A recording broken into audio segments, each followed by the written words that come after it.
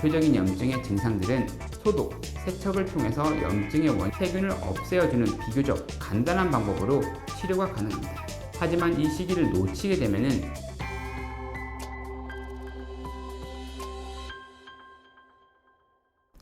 안녕하세요. 메이드형 성형외과 전문의 구문근 원장입니다.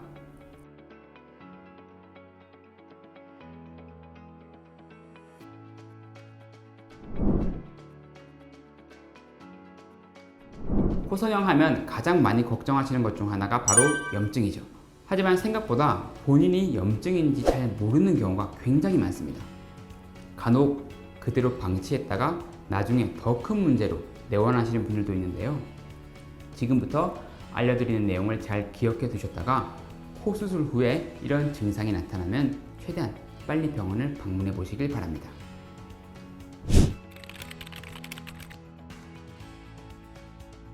지금부터 말씀드리는 증상이 나타난다면 병원에 가보시는 것이 좋은데요.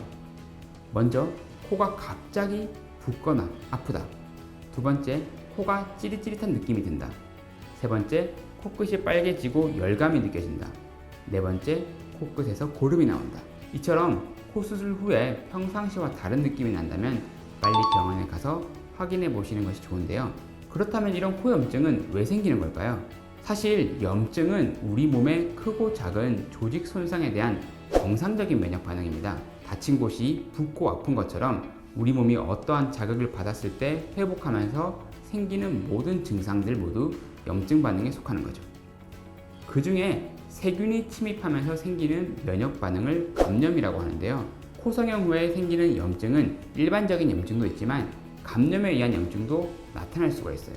대표적으로 두 가지 증상으로 많이 나타납니다. 첫 번째, 코가 갑자기 붓는 경우입니다. 이는 수술에 생길 수 있는 붓기와는 조금 맥락이 다른데요.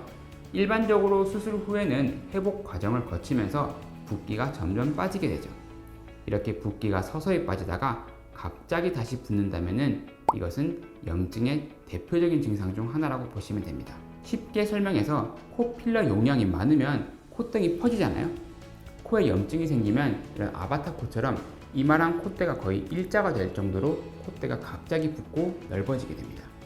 정도가 심한 경우에는 이 붓기가 전체적으로 퍼지면서 눈 주위가 빨갛게 붓는 경우도 있어요.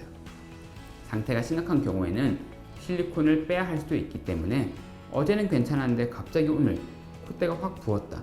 이러면 염증 가능성을 염두에 두고 병원에 내원하셔서 확인해 보시는 것이 좋습니다. 그리고 두 번째는 코끝이 빨개지는 증상인데요. 가끔 수술 후 코끝에 여드름이 난 줄 알고 무심코 넘기시는 분들도 계신데요. 물론 당연히 코 수술 후에 코에 여드름이 날 수 있습니다. 그래서 위치를 좀 잘 보시는 것이 중요한데요. 코 옆이나 콧볼 이쪽에 트러블이 나거나 빨개지는 것은 크게 상관이 없지만 코는 가운데를 높이는 경우가 많기 때문에 코 중간에 여드름이 나거나 빨개진 경우라면 염증을 한번 의심해 보는 것도 좋습니다.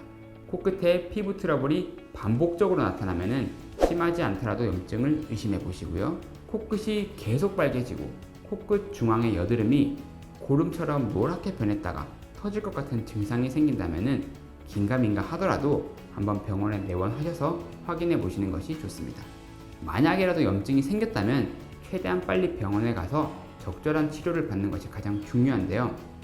방금 설명드린 대표적인 염증의 증상들은 초기 증상으로 항생제를 사용하거나 소독, 세척을 통해서 염증의 원인인 세균을 없애어주는 비교적 간단한 방법으로 치료가 가능합니다.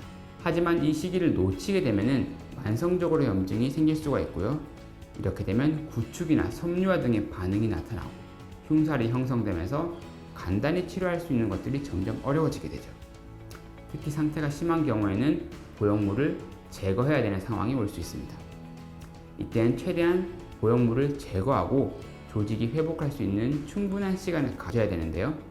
이후 재건을 해주는 방향으로 재수술을 진행하지만 치료부터 재건의 시기까지 최소 6개월부터 1년까지 걸립니다. 그렇기 때문에 코 수술 후에 가급적이면 코를 절대 세게 풀지 마시고요. 금연, 금주 같은 주의사항을 잘 숙지하고 지키는 것 또한 염증 예방을 위해서 중요합니다. 특히 코 수술 후에 이상이 생기면 즉각적으로 수술한 병원에 내원해서 진단받고 치료받는 것이 최악의 상황을 피할 수 있는 방법이라는 점도 유념해 주시면 좋을 것 같습니다. 많은 분들이 코성형 후 염증을 가장 걱정하시지만 대다수의 분들이 대수롭지 않게 여기시거나 대처 시기를 놓치는 경우가 많습니다. 염증이 생긴다고 하더라도 일찍 발견하고 대처를 빨리 하면은 크게 두려워할 부분이 아니니까요. 몸이 주는 신호를 잘 캐치하시고 초기 대응을 잘 해주시는 것이 중요하겠습니다. 오늘 영상은 여기까지고요. 더 궁금한 점 있으면 댓글 남겨주시면 답변 드리겠습니다. 지금까지 메이드형 성형외과 성형외과 전문의 구문근이었습니다. 감사합니다.